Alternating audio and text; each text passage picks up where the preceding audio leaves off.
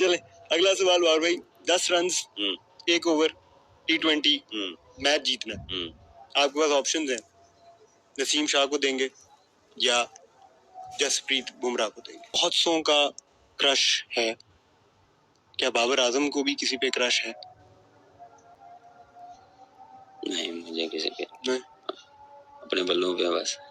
मैंने ये शॉपिंग कर ली, मेरी शादी का ये हो रहा है, मेरा फलाना, मैं उधर वर्ल्ड कप खेलने गया हूँ कि मैं ये चीजें करने गया हूँ। कुछ ऐसे लोग हैं कि जिनको इन चीजों का मजा आता है, वो देखते हैं कि क्या हाइप मिलती है।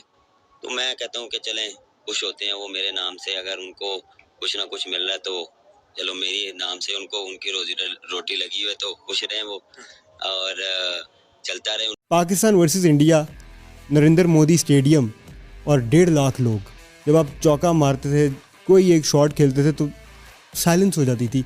वो कैसा मोमेंट था? हमारे लिए एक डिफरेंट वाइब्स थी, डिफरेंट एक्सपीरियंस था। जितना भी हम स्टेडियम में नज़र घुमा रहे थे वो ब्लू ही था। रात के 3 बज रहे हैं। हाँ जी। और कमरे के बाहर से ना कोई अजीब सी आवाज़ें आई हैं। दरवाज़ा खोल के देखेंगे कि सो जाएंगे। जो जूनियर प्लेयर्स हैं उनके साथ बहुत ज़्यादा इन्वॉल्व होते हैं। जितना आपका एक्सपीरियंस है आप शेयर करते हैं, अपने पास रख के कोई फ़ायदा नहीं है। जब तक आप शेयर नहीं करेंगे किसी का फ़ायदा हो जाएगा, कोई सीख लेगा। हमने भी ऐसा सीखा है। एक मैच ऐसा था कि जब हम हारे तो हमने पहली दफ़ा बाबर आजम को परेशान देखा। देखिए वो मैच मेरे लिए बहुत पेनफुल था, उस दिन मैं सो नहीं पाया था। हमारा फेवरेट सेगमेंट, इसका नाम है सच मिर्च। सच मिर्च, हेलो फिर। Hello friends and welcome back to our channel. जैसा कि आप लोग हाईलाइट में देख चुके हैं कि आज जिस पूरे मीडिया को, व्यूवर्स को जिस पॉडकास्ट का इंतज़ार था, वो बाबर आजम का पॉडकास्ट आज आ गया है ज़ल्मी टीवी के ऊपर। तो आज हम इसके बारे में बात करेंगे। बहुत से सवालात के जवाब हमें बाबर आजम से मिले गए हैं, जो बाबर आजम की ट्रॉलिंग भी की गई, वर्ल्ड कप पे जब उनकी शॉपिंग पे ट्रॉलिंग की गई उसके भी सवाल। अगर आप डायरेक्ट वीडियो की तरफ बढ़ना चाहते हैं तो वीडियो को आगे स्किप भी कर सकते हैं। बहुत सारे सवालों के जवाब दिए, कौन उनका फेवरेट खिलाड़ी है, किसको वो बचाएंगे, नसीम शाह और रिजवान के बारे में पूछा गया था, वो किसको बचाएंगे। इन सभी बातों के जवाब आपको आगे जाके वीडियो में मिलेंगे। विराट कोहली की टीम, जो जिसकी वजह से विराट कोहली बहुत हमें परेशान नजर आ रहे हैं और वहाँ पे इनकी टीम को जीत भी नहीं रही, उसके बारे में भी बाबर आजम ने बात किया। नहीं, मुझे किसी पे नहीं, अपने बल्लों पे बस। पाकिस्तान के नंबर 1 ब्रांड हैं none other than Babar Azam. अस्सलाम वालेकुम बाबर, क्या हाल चाल है आपके? वालेकुम अस्सलाम, मैं ठीक ठाक, आप बताएं? ठीक ठाक। हम इतना लकी फील कर रहे हैं कि हमें फाइनली बाबर आजम जो हैं वो हमारे सेट का हिस्सा बने। और ऑफ टॉपिक एक अरसे से हमारी ऑडियंस वेट कर रही थी कि बाबर मतलब हमने नंबर ऑफ प्लेयर्स को किया तो हर पॉडकास्ट के बाद एक ही रिप्लाई होता था, where is Babar Azam podcast.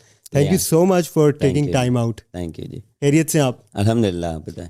तो बाबर मैं कहूँगा नहीं, मैं कहूँगा बाबर भाई, जो सीधी सी बात है। तो बाबर भाई, सबसे पहले बात शुरू करते हैं। मुझे आप ये बताएं कि आपका क्रिकेट पे रुझान जो है वो किस एज में है और किस मोमेंट आपको लगा कि भाई मैंने क्रिकेट खेलनी है ज़िंदगी में? जब मैंने क्रिकेट स्टार्ट की थी, मुझे क्रेज़ था क्रिकेट का शुरू से ही। जब मैं घर में होता था क्रिकेट खेलता था। मेरे पास एक पिक्चर है पापा के पास, उन्होंने दिखाई, तो बचपन में मैं दादी की गोद में बैठा और बॉल पकड़ी हुई है। तो वो तब से मुझे क्रेज़ जो है वो शुरू से था। और जब मैंने फर्स्ट टाइम नॉर्मली, क्योंकि मैं काफ़ी इंटरव्यूज़ में बोल चुका हूँ कि हम जो है हर सैटरडे जो थे, हम जितने भी कज़न थे, क्योंकि आसपास रहते थे हम, एक गली छोड़ के दूसरी गली में हम सारे आसपास में जो थे ना, वो ऑलमोस्ट हम जब टीम बनाते थे तो 12 की बल्कि 2 टीमें बन जाती थी ईज़िली। तो 2-3 जो हमारे जो गली के नेबर्स थे उनको भी डाल लेते थे। तो वो हमने सैटरडे नाइट रोज़ जो है वो क्रिकेट खेलनी होती थी वहाँ पे स्ट्रीट में। उसके वो तकरीबन हम साल 2 साल खेलते रहे। और बस वहीं से मुझे क्रेज़ तो उससे पहले भी था, बचपन से ही था। और उसके बाद फिर ये आहिस्ता आहिस्ता इसमें और डेवलप हुई। एज क्या थी उस टाइम आपकी? अगर आप प्रोफेशनल क्रिकेट की बात कर रहे हैं तो तब मैं था कोई 12-13 साल का, जब मैंने प्रोफेशनल जो है क्रिकेट बॉल से प्रॉपर हार्ड बॉल नेट्स, हाँ प्रॉपर। उससे पहले मैं टेप बॉल जो वो थे वो मैचेस खेलने जाता था सुबह अर्ली मॉर्निंग। जो वो एक उस दौरान उस दौर में जो होता था, सुबह उठ के जाना सैटरडे नाइट पे, तो वो उसमें बड़ा हमें एक उस दिन का वेट होता था, इतवार का, सैटरडे नाइट, जो अर्ली मॉर्निंग जो होती थी उसका, क्या सुबह मैच है हमारा, तो हम मैच खेलने जाते थे। तो फिर उसके बाद मैंने बाजी को बोला कि मैंने अब प्रोफेशनल स्टार्ट, मैंने क्रिकेट बॉल या क्रिकेट क्लब मैंने ज्वाइन करना, तो मैं तब जो है वो स्टार्ट की थी। तो बाबर भाई ये बताएं कि पाकिस्तान में क्रिकेट बहुत खेली जाती है, हर दूसरा लड़का जो है वो क्रिकेट खेलता है, मैंने खुद बड़ी क्रिकेट खेली है। आपको जब 12-13 साल के थे या 8-9 साल के थे, जब आप खेलते थे, आपको लगता था कि मैं बाकियों से बेहतर हूँ? फीलिंग आती थी कि मेरे पे रिलाय करेगी टीम? नहीं, ऐसा कभी भी उस दौरान नहीं आया, क्योंकि जब आप स्टार्ट करते हैं तो आपको ये चीज़ कभी आपके दिमाग में आती नहीं है। आपने पहले ये देखना होता है कि आप एक तो आप चीज़ें सीखते हैं। मैं जब क्रिकेट में, प्रोफेशनल क्रिकेट में गया था, तो मेरे लिए बहुत सी नई चीज़ें थी। राइट। कभी हमने किट पहन के खेला नहीं, क्रिकेट बॉल एक डिफरेंट बॉल, टेनिस बॉल एक डिफरेंट बॉल है। तो वो चीज़ जब आप उसमें जाते हैं तो उसमें आपको एक टाइम लगता है, तो उसमें एडजस्ट होने में मुझे एक से 2 साल लगे हैं उस चीज़ में। राइट। फिर क्रिकेट की समझ आना शुरू हुई कि कैसे खेलनी है, क्या आपका स्टांस है, स्टांस में क्या आपको बेहतर करनी है। क्रिकेट की बेसिक्स डिफरेंट है, उसकी बेसिक्स डिफरेंट है, तो उसको ऑब्जर्व करने के लिए तो वो टाइम लगा। फिर आहिस्ता आहिस्ता जब साल 1.5 साल बाद एक ट्रायल थे अंडर 15 के जी, तो वो उसमें मैं गया था, तो उसमें सिलेक्ट हुआ था। तो उसके लिए फिर मैंने काफ़ी मेहनत की थी। लेकिन उससे पहले जब प्रोफेशनल क्रिकेट में गए थे तो वो दिन रात एक कर दी थी। पूरा मैंने जो था वो पैदल जाना और जाके 11 बजे निकल जाना, पैदल 12 तक पहुंचना, जाके जो नॉलेज थी राउंड लगाने। फिर मैं, मेरा कज़न और एक और लड़का था, हम इकट्ठे प्रैक्टिस करते थे। तो हम नॉकिंग करना, फिर उसके बाद फिर नेट का टाइम होता, फिर नेट करना, उसके बाद फिर एंड में जो है वो फील्डिंग करना, और उसके बाद जब मगरिब होती थी तब आना। तो ये तकरीबन 2 साल किया, 2 से 2.5 साल किया। फिर वो अंडर 15 में सिलेक्ट हुए। तो बाबर भाई सॉरी काट रहा हूँ, स्पेशल कोचिंग थी या ये खुद से कर रहे थे, एक रूटीन बनी हुई थी कि करना है? नहीं, उस टाइम तो कहाँ कोचेस मिलते हैं, ये तो खुद जितना खुद पुश कर रहे थे। हाँ, खुद पुश करके देख के, लोगों को देख के, प्लेयर्स को देख के, टीवी पे जो जितना भी मैचेस आते हैं उसको देख के, तो वो अप्लाई करना, चीज़ों को अप्लाई करना, सीखना। उस दौरान जो क्लब क्रिकेट थी वो बहुत उसकी हाइप होती थी, बिल्कुल बहुत ज़्यादा, क्योंकि हर क्लब के पास जो उनके 2-3-4 टॉप के प्लेयर होते थे, तो उनके जब मैचेस होते थे उनको देखना, वो कैसे खेलते हैं, वो कैसे जो है वो मुश्किल, हर पिच पे डिफरेंट वहाँ था, डिफरेंट पिच पे कैसे खेलते थे, स्पिनर के अगेंस्ट कैसे खेलते थे, फास्ट बॉलिंग के अगेंस्ट कैसे खेलते थे। तो वो देख देख के उस दौरान जो था वो सीखा। लेकिन उसके बाद फिर लेटर ऑन जाके फिर कोचेस आए, कोचेस ने काफ़ी हेल्प की मुझे। तो बाबर भाई ये बताएं कि ऑब्वियसली आप फिर फाइनली सारे मराहल जो होते हैं बेसिक वाले, पाकिस्तान टीम तक पहुंचने वाले, वो आपने सारे तय किए और बड़े हाई नोट पे किए। फाइनली जब टीम में ब्रेक इन किए तो उसका क्रेडिट ऑब्वियसली वालिद साहब की एफर्ट्स के अलावा, क्योंकि आपके वालिद साहब जो हैं he is a hero for Pakistan and everyone. तो कौन थे वो सिलेक्टर, वो कौन था वो ग्रुप जिसने फाइनली तराश लिया था कि भाई बाबर आजम जो है ना, ये पाकिस्तान क्रिकेट टीम में होने चाहिए? ये जब आपका पाकिस्तान में नाम आता है तो एक परफॉर्मेंस से नहीं आता, आपको कंसिस्टेंट परफॉर्मेंस करनी पड़ती है। और मैं थ्रू आउट हर जो था अंडर 15, अंडर 16, अंडर 19, 23 मैं करता आ रहा था, तो एक बेस बन रही थी। तो वो मैं अपने एक जो था मेरा राइट, उसका मैं वेट कर रहा था। और ये जो इसमें जितने भी लोग थे वो उनका बहुत अहम किरदार था। उन्होंने मुझे देखा कि इसमें कुछ स्पार्क है, बन सकता है। उन्होंने मेहनत की मेरे साथ, मुझे हेल्प की। उसमें बहुत से लोग हैं, मुस्लिम मॉडल स्कूल में जो मामा जी, उन्होंने बहुत हेल्प की मुझे। उसके बाद स्पेशली मंसूर आना, जब मैं एकेडमी में गया उसमें उन्होंने मुझे साथ बहुत ज़्यादा मेहनत की। एजाज़ अहमद, उन्होंने बहुत मेहनत की। अली भाई NCA में होते थे उस दौरान, अली भाई ने भी बहुत सपोर्ट की। उस दौरान जितने भी NCA में थे उन्होंने मुझे काफ़ी सपोर्ट की। ट्रेनर्स हो गए या जितने भी कोचेज़ हो गए, स्पेशली मुदस्सर नज़र, मैं उनका स्पेशली यहाँ पे उनका नाम मेंशन करूँगा। उन्होंने मुझे जब देखा ना, उनको नज़र आया कि यार इसमें कुछ है। तो वो क्या करते थे, हम छोटे थे तो जो एक जो कैंप अनाउंस होते थे या कोई टूर जाता था कहीं भी, तो उनका कैंप लगता था, तो एक 4-5 लड़कों को बुलाते थे हमें, यंगस्टर को। तो वो हमें उनमें बारी करवाना, उनमें हमें थोड़ा सा इन्वॉल्व करना कि नीचे वाली क्रिकेट और ऊपर वाली क्रिकेट में डिफरेंट है। आप बड़ों के साथ खेलते हो तो आप ज़्यादा सीखते हो। बिल्कुल। तो वो चीज़ मुझे उन्होंने बहुत हेल्प की और बहुत उसमें सपोर्ट किया। और उसके बाद फिर पाकिस्तान में आए तो अल्लाह का शुक्र हूँ। तो बार बार ये बताएं कि मेंटरशिप जो होती है, आपको लगता है कि वो बड़ा अहम किरदार प्ले करती है एक नॉर्मल क्रिकेटर को एक वर्ल्ड क्लास क्रिकेटर बनाने में? बहुत मैटर करती है, बहुत मैटर करती है। बहुत मैटर करती हैं। आपके आसपास अच्छे लोग होना बहुत ज़रूरी है। आपको राइट वे दिखाना, आपको ऑनेस्ट बात करना बहुत ज़रूरी है। और मेन चीज़ आपको एक्सेप्ट करना एक जो है वो बहुत ज़रूरी है। हम एक्सेप्ट नहीं करते, हम कहते हैं कि नहीं हम ठीक हैं, बाकी सारे ख़राब हैं। कभी कभार आपको रियलिटी पे भी थोड़ा सा आपको देखना पड़ता है कि यार अगर ये बंदा कह रहा है या मेरा कोई गरीबी कोई बात कह रहा है तो उसमें कोई ना कोई लॉजिक होगी। हम हमेशा, मुझे एक बात याद रहती है कि हम जब हमें कोई बात करते हैं तो वो हमें समझ नहीं आती, नहीं, लेकिन जब टाइम गुजर जाता है और बाद में कहते हैं यार उन्होंने ये कहा था, बात ठीक की थी, बात ठीक की थी। तो वो मैं हमेशा कहता हूँ कि बड़े की ना एक बारी बात सुन लेनी चाहिए, फ़ायदा होता है। तो बार भाई, हमने आपको बड़ा ऑब्जर्व किया। ऑब्वियसली आप प्रैक्टिस सेशंस में, ट्रेनिंग सेशंस में, आप जो हैं वो जो जूनियर प्लेयर्स हैं उनके साथ बहुत ज़्यादा इन्वॉल्व होते हैं। आप अक्सर हमने देखा साइड लाइन्स पे खड़े होके कि साइम अयूब जो हैं उनको बता रहे हैं हेड मूवमेंट कहाँ रखनी है, कैसे रखनी है। फिर हसीबुल्लाह को हमने देखा कि पुल शॉट बता रहे थे आप, बढ़िया डिटेल में क्लियरली इन्वॉल्व होके बताते हैं। क्या इसकी ये वजह है कि पीछे से जो आपकी मेंटरशिप है वो इस लेवल पे हुई है तो आप इसको एज ए रिस्पॉन्सिबिलिटी कर रहे होते हैं? देखिए, हमने भी ऐसा सीखा है। हमने भी अपने सीनियरों से, जो जितने भी सीनियर्स थे, उन्होंने भी हमें ऐसे ही गाइड किया, ऐसे ही सपोर्ट किया। तो देखें, जो जितना आपका एक्सपीरियंस है आप शेयर करते हैं, अपने पास रख के कोई फ़ायदा नहीं है। जब तक आप शेयर नहीं करेंगे किसी का फ़ायदा हो जाएगा, कोई सीख लेगा। हमने भी ऐसा सीखा है। उस दौरान जितने भी प्लेयर्स हैं उनसे हमने बात की, वो हमें बताते थे। उनकी कोई जो बातें थी वो हमारे लिए बहुत पॉजिटिव होती थी।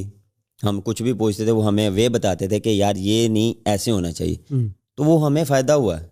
तो वही चीज़ मैं कोशिश करता हूँ कि जितने भी यंगस्टर हो उनको पास ऑन करनी चाहिए। फिर वो जब बनेंगे तो वैसे वो पास ऑन करते रहेंगे तो ऐसे ही डेवलप होती है। ले बाबर भाई, अब हम बढ़ते हैं सेगमेंट्स की तरफ। इस सेगमेंट में लाफ्टर बहुत है।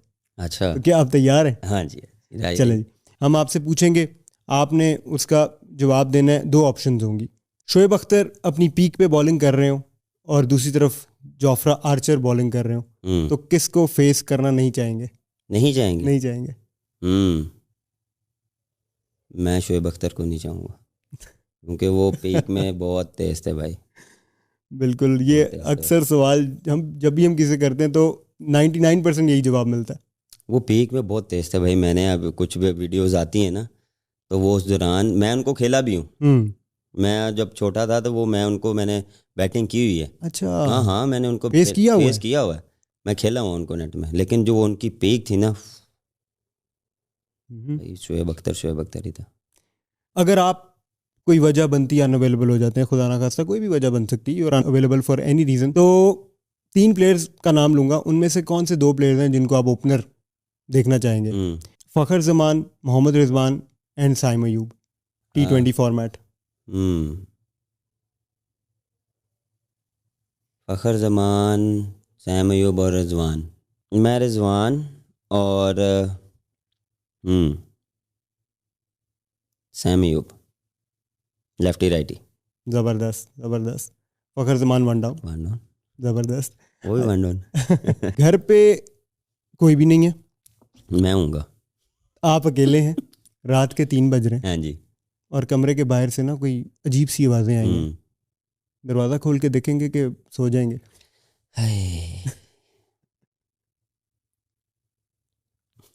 मैं सो जाऊंगा, मैं नहीं खोलूंगा। नहीं, मैं सो जाऊंगा भाई। मुझे थोड़ा सा होता है, मैं कोशिश करता हूँ। वैसे ऐसे कभी हुआ है, कभी कोई ऐसा कुछ? यार भाई बहुत बारी हुआ है, लेकिन वो एक होता है ना, एकदम आप कहते हैं कि यार इग्नोर मोड होना जो होना। हाँ, मैं इग्नोर कर देता हूँ, क्योंकि जब आप इस तरह की सोचते हो ना तो आप वो फिर आपकी इमेजिनेशन जो है ना वो एक डिफरेंट चीज़ में चल जाती है। तो मैं कोशिश करता हूँ इग्नोर करूँ, बिल्कुल। जैसे मैं बाकी लोगों को इग्नोर करता हूँ। बहुत इग्नोर करते हैं, लेकिन फैंस को कभी आप इग्नोर नहीं करते। फैंस पे हम बाद में आएंगे, वो एक बहुत बड़ा चैप्टर है जो कभी ख़त्म नहीं होगा। जब आप प्रोफेशनल क्रिकेट की तरफ बढ़ गए तो ऐसा क्या लाइफ चेंजिंग मोमेंट था जो आपकी ज़िंदगी में आज भी आपको याद है कि यार वो एक इवेंट हुआ था ज़िंदगी में और वो बड़ा अहम है क्रिकेट के करियर में आपके? हाँ, मेरे ख्याल से जो मेरा लाइफ चेंजिंग जो मोमेंट था ना वो वेस्ट इंडीज़ वाली सीरीज़ थी। वो मैं कह सकता हूँ कि वो मेरे लिए चेंजिंग मोमेंट था, क्योंकि उस दौरान परफॉर्मेंस भी ऊपर नीचे हो रही थी और थोड़ा सा ये भी लग रहा था कि अगर इसमें ना हुआ तो वो ड्रॉप भी हो सकते हैं। क्योंकि ये देखें क्रिकेट है, आपको इधर इसमें परफॉर्मेंस करनी पड़ेगी और आप इस स्टेज पे रहेंगे, अदरवाइज आप नहीं करेंगे तो वो कोई और जगह ले लेगा। तो वो मुझे लगता है कि वो मेरी चेंज था लाइफ का, क्योंकि वो जो वेस्ट इंडीज़ वाली सीरीज़ थी वो मेरे लिए चेंज मूवमेंट था। उसमें जो 300 हुए थे उसके बाद बहुत सी चीज़ें खुली क्रिकेट में भी और ऑन द फील्ड भी और ऑफ द फील्ड भी। वर्ल्ड कप 2023 हमने देखा, आपकी परफॉर्मेंसेस देखी, कुछ मैचेस में बड़ी ज़बरदस्त परफॉर्मेंसेस थी और obviously it was not a year to remember for the world cup. तो उसमें बाबर भाई ये बताएं कि Pakistan versus India, Narendra Modi stadium और 1.5 लाख लोग देख रहे हैं और वहाँ पे जो आपकी बैटिंग थी हमारी पाकिस्तान क्रिकेट टीम ने जिस तरह से स्टार्ट लिया, बड़ा बेहतरीन स्टार्ट था। जब आप चौका मारते थे, कोई एक शॉट खेलते थे तो साइलेंस हो जाती थी। वो कैसा मोमेंट था? देखिए वो एक डिफरेंट मोमेंट था। वो एक ऐसा था कि जितना भी हम स्टेडियम में नज़र घुमा रहे थे वो ब्लू ही था। आप अगर इंडिया में खेल रहे हैं तो आपको इंडिया का सपोर्टर ही मिलेगा, लेकिन हमें भी काफ़ी अच्छी सपोर्ट मिली डिफरेंट जगहों पे। हमें वर्ल्ड कप में बहुत अच्छा रिस्पांस मिला, बहुत अच्छी जो है वो वहाँ पे हमें लोगों का प्यार मिला। उन्होंने लोगों ने बहुत अप्रिशिएट किया, स्पेशली हैदराबाद में जो उनका वेलकम था वो आउटस्टैंडिंग था। और वो मैच बिल्कुल पाकिस्तान इंडिया का मैच आपको पता है कि हाईली रेट वाला होता है और काफ़ी लोग इस चीज़ के लिए वेट करते हैं। हमारे लिए एक डिफरेंट वाइब्स थी, डिफरेंट एक्सपीरियंस था। तो वो स्टार्ट जिस तरह हमने किया काफ़ी अच्छा स्टार्ट था, लेकिन अनफॉर्चुनेटली फिर हम जब बैक टू बैक विकेटें गिरी, फिर प्रेशर जो है वो मिडिल ऑर्डर पे आया, तो वो वैसा हम कर नहीं पाए जैसे हम एक्सपेक्ट कर रहे थे। लेकिन ओवरऑल अगर वर्ल्ड कप की बात करें तो जो काफ़ी अच्छे मैचेस भी हुए, स्पेशली वो न्यूजीलैंड वाला मैच जिस तरह वन ऑफ अ काइंड, ऐसा मैच तो हिस्ट्री ऑफ पाकिस्तान में नहीं कभी हुआ। फ़खर ज़मान ने जो वो इनिंग खेली है वो वही खेल सकता था। और मुझे जब हम 400 हुआ था और मुझे सिर्फ एक बंदे पे था कि अगर ये खड़ा हो गया ना तो ये 100 मैच जिताएगा। और वही हुआ, जिस तरह उसने इनिंग बिल्ड की और जिस तरह उसने जो अपना जो फ़खर ज़मान, स्पेशली हम जिस पे हम देखते हैं फ़खर ज़मान जो बैटिंग करता है अपनी पीक पे, जो अपने पीक पे जो उसने शॉटें मारी और जो उसने एक तरफ मैच कर दिया, वो मेरे लिए तो एक बहुत मैंने उसकी बहुत सी इनिंग्स ही देखी हैं। मैंने इसकी साउथ अफ्रीका में भी देखी, मैंने उसकी इंग्लैंड में भी देखी है, जिम्बाब्वे में भी देखी है, यहाँ पाकिस्तान में भी देखी, लेकिन वो वाली इनिंग्स मुझे one of the best innings लगती है। तो बाबर भाई डू और डाई सिचुएशन थी और हम एज फैंस भी देख रहे थे, हमें था कि भाई बस हर बॉल पे जो हम चाहते थे वो हो रहा था। तो कॉन्वर्सेशन क्या चलती थी? क्योंकि आप बड़ा ज़्यादा हमने देखा बड़ा गाइड करते नज़र आ रहे थे, बड़ा ज़बरदस्त बैलेंस था दोनों बैट्समैन का। तो आप क्या कहते थे जाके उनको हर 2-3 बॉल्स के बाद? 2-3 बॉल्स के बाद उसको मैं ये कहता था कि भाई तू खड़ा रहेगा तो हम आराम से जीतेंगे। और मैंने जितनी भी उसको बात की और जो भी चीज़ उसको मैंने बोली और अल्हम्दुलिल्लाह उसने एक भी नहीं मानी। उसने वही किया जो उसको मैंने कहा 3-4 बारी बाद। उसके बाद मैंने कहा भाई तू खेल, बस तू आउट ना हो, तू बस खेल ही जा। उसने कहा नहीं, मैंने अब पिक कर ली है, मैंने किस बॉलर को किस तरह खेलना है, बस वो खेलता रहा और मैं देखता रहूँ। तो बाबर भाई हमने देखा कि एशिया कप में हम जो है हारे, इंडिया से भी हारे, फिर वर्ल्ड कप में भी हारे। लेकिन एक मैच ऐसा था कि जब हम हारे तो हमने पहली दफ़ा बाबर आज़म को परेशान देखा। पहली दफ़ा बाबर आज़म की चेहरे पे ना परेशानी थी और वो मैच था अफ़गानिस्तान के साथ। जब हम वो हारे तो आप काफ़ी डिप्रेस्ड थे, बड़ा क्लियर था और मतलब एक कह लें कि बिल्कुल जैसे होता ना कि टूट गया है। तो वो क्या फीलिंग थी, वो आज आप हमारे व्यूअर्स के साथ शेयर करें? देखिए वो मैच मेरे लिए बहुत पेनफुल था, क्योंकि वर्ल्ड कप में अफगानिस्तान से हारना एक डिफरेंट पेनफुल वाली बात थी। मेरे ख्याल से वो क्रिकेट बहुत अच्छी खेले, हम एग्जीक्यूट वैसे नहीं कर पाए, हमने एफर्ट की। देखें वो मेरा ये था कि यार हमने जो है वो काफ़ी अच्छा टोटल किया था, लेकिन मेरे ख्याल से जिस तरह वो दोनों खेले वो ऐसा लगा ही नहीं कि वो उस पिच पे आउट होंगे। मेरा क्रेडिट उनको भी देना चाहिए क्योंकि उनकी क्रिकेट भी काफ़ी अच्छी जा रही है। तो वो मेरे लिए एक कह सकते हैं कि बड़ा वो हार्ड दिन था मेरे लिए। मैं उस दिन मैं सो नहीं पाया था और काफ़ी वो दिल पे लगी थी मेरे। तो कितनी देर लगी बार भाई ओवरकम करने में? देखिए ओवरकम करने के लिए आपको थोड़ा सा टाइम लगता है, एक आधा दिन लग जाता है। इवन कि किसी भी मैच में कुछ भी हो तो आपको एकदम ओवरकम करने के लिए टाइम लगते हैं। आप अच्छा भी करते हैं तो आप खुशी से नहीं सोते, बोरे से तो वैसे नींद नहीं आती। तो ये चीज़ें चलती रहती हैं। आप जितना इस चीज़ को आप खेलते हैं, आपको एक्सपीरियंस होता है, आपको पता लगता है कि किस तरह अपने आप को हैंडल करना है। ये भी एक लाइफ का हिस्सा है। बिल्कुल। हर दिन अच्छा नहीं आता, हर दिन बुरा भी नहीं होता। तो आपको कैसे लाइफ को लेके चलना है, अच्छे दिन में बुरे दिन में, तो वो आपको इस चीज़ से नॉलेज मिलती रहती है। आप कैसे इस चीज़ को हैंडल करते हैं, कितना अपने आप को आपने काम रखना है, कितना आपने एग्रेशन दिखाना है, कितना आपने उसको दिल पे लेना है, या कितना आपने उसको पॉजिटिव वे में। ये नहीं कि उसको दिल में लेके आप बैठे हुए हैं उसके बाद आप बस सिर्फ उसी का सोच रहे हैं। नहीं, आपने उस चीज़ से निकलना भी है क्योंकि आपने आगे खेलना है। आपने हाँ मिस्टेक होती हैं, मिस्टेक से आपने सीखना क्या। मैं वो देखता हूँ कि यार मिस्टेक हुई है, इसमें मैंने क्या सीखा है, मैं इससे क्या सीखूंगा, मैंने आगे ये मिस्टेक नहीं करनी। तो ये जितना जल्दी आप अपने आप से और मिस्टेक से सीखेंगे उतना जल्दी निकलेंगे उससे। तो और उसमें एक और चीज़ मैं ऐड करूँगा कि आप स्ट्रेंथन भी हो जाते हैं ना। मतलब एक दफ़ा अगर आपको कोई इस तरह की हिट लगी तो नेक्स्ट टाइम के लिए आप उसके लिए प्रिपेयर्ड होते हैं। मतलब वो आपकी बर्दाश्त का लेवल ऊपर चला गया होता है। ऐसा ही है। देखें मैंने इसीलिए तो बोला है कि लाइफ में ऐसे मोमेंट्स आते हैं, उसको आपने हैंडल कैसे करना है। बिल्कुल। कभी कभार एज अ बैट्समैन आप पे बैड पैच आया होता है, आपने उसमें से निकलना कैसे है, आपने उसमें से अपने आप को फॉर्म में लाना कैसे है।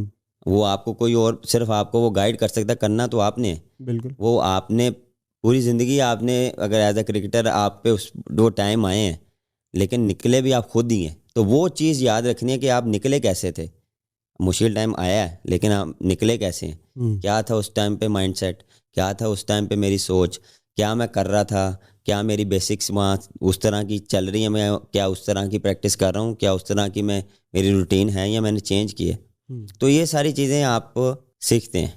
तो बाबर भाई ये बताएं कि वर्ल्ड कप के दिनों में ही एक चीज़ वायरल हो गई थी कि बाबर आजम जो है वो शेरवानी लेने निकल गए हैं शादी की। तो वो ज़रा बताएं वो र्यूमर कहाँ से पैदा हुआ, क्यों हुआ, क्या वो आपने भी खबरों में ही देखा या कुछ आप कहीं निकले थे विंडो शॉपिंग करने, वो कहाँ से बात बनी? सर ये देखें मैं तो हैरान होता हूँ कसम से। मैं पहले भी बोल चुका हूँ कि मैं सुबह उठता हूँ तो मैं बड़ी सी चीज़ें देखता हूँ। जिस तरह ये आपने बात की शेरवानी में लेने चला गया, मैंने ये शॉपिंग कर ली, मेरी शादी का ये हो रहा है, मेरा फलाना, मैं उधर वर्ल्ड कप खेलने गया हूँ कि मैं ये चीज़ें करने गया हूँ। पहली बात तो ये, क्योंकि ये देखें लोगों को या कुछ ऐसे लोग हैं कि जिनको इन चीज़ों का मज़ा आता है, वो देखते हैं कि क्या हाइप मिलती है।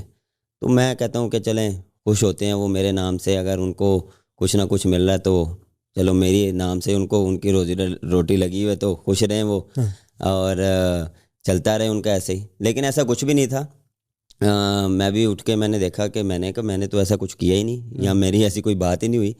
तो फिर ये रूमर्स थे और ये जितने भी चीज़ें निकलती हैं कभी कभार हैरान होता हूँ कि यार ये क्या चीज़ें निकल रही हैं जो मुझे भी नहीं पता और मुझे भी सोशल मीडिया से पता लगता है। तो बस किसी ने बस ऐसे रूमर उठा दिए और बस लोगों का फिर काम है बिस्मिल्लाह करना, उन्होंने मुझे फुल घोड़े पे बैठा दिया। बिल्कुल ऐसे ही है। अच्छा और भाई इंडिया पाकिस्तान का मैच ख़त्म हुआ और स्पोर्ट्समैन स्पिरिट दिखाई गई, दोनों टीमें अच्छे से मिली, बड़ा प्लेजेंट एक ओवरऑल बड़ा अच्छा मैसेज था for India fans and Pakistan fans. और उसके बाद हम देखते हैं कि आप और विराट कोहली कुछ 5, 7, 10, 15 मिनट जो है बातचीत भी हुई। तो वो हमेशा से एक सवालिया निशान है, लोग हमेशा जानना चाहते हैं इतने बड़े दो, हमारी तो भाई बाबर आजम ही बहुत बड़े, वहाँ से इंडिया से विराट कोहली हैं। तो वो क्या गुफ्तगू थी, क्या वो था आफ्टर द मैच, किस तरह की बातचीत थी वो अगर आप शेयर करें हमसे। देखिए आफ्टर द मैच वो नॉर्मल मेरी जो उनके साथ बात हुई थी वो नॉर्मल, मैं अपनी वो जो क्रिकेटिंग टॉक थी वो मैंने उनसे की। और मैं जब भी ऐसा मिलता हूँ मैं उनसे कुछ ना कुछ जो है वो बात करता रहता हूँ। देखें, कोई भी चीज़ आप किसी भी बड़े प्लेयर से, इवन के डिफरेंट प्लेयरों से भी, जैसे केन विलियमसन हो गया, स्मिथ हो गया, मैं उनसे बात करता हूँ। मैं जब भी अगर टूर्स पे जाता हूँ तो जिस टीम के अगेंस्ट होता है मैं उनसे कोई ना कोई बात करता रहता हूँ नॉलेज के लिए। राइट। नॉलेज आप जितनी लेंगे उतना आप अच्छा आप रिस्पॉन्ड करेंगे, क्योंकि वो भी बेस्ट प्लेयर्स हैं। तो आप उनसे उनकी थिंकिंग पूछते हैं तो वो कोई एक आधी चीज़ आपको मिल जाए तो वो आपके लिए बहुत हेल्पफुल होती है। तो वो मेरी उनके साथ वो नॉर्मल एक क्रिकेट जो थी उसके रिलेटेड बात हुई थी, नॉर्मल बात हुई थी, और उनसे मैंने अपनी एक चीज़ें पूछी थी, वो मैं यहाँ बता नहीं सकता। सही है, बिल्कुल ठीक है, आपने इतना ही बता दिया, ये भी बहुत है। अच्छा और भाई ये बताएं कि कैप्टनसी के बाद थोड़ा लाइट फील कर रहे हैं कि एकदम एक बर्डन होता है ना कैप्टनसी का, या वो बर्डन कभी उसको समझा ही नहीं? देखें, जब आप इस चीज़ को, पाकिस्तान की कैप्टनसी करना एक रिस्पॉन्सिबिलिटी है बहुत बड़ी।